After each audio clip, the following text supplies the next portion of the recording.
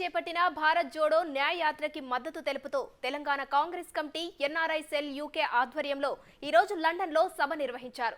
ప్రతి భారతీయునికి సమన్యాయం జరగాలని చేస్తున్న ఈ కార్యక్రమంలో ప్రతి భారతీయుడు భాగస్వామ్యం అవ్వాలని టీపీసీసీ ఎన్ఆర్ఐ సెల్ కన్వీనర్ గంప వేణుగోపాల్ పిలుపునిచ్చారు.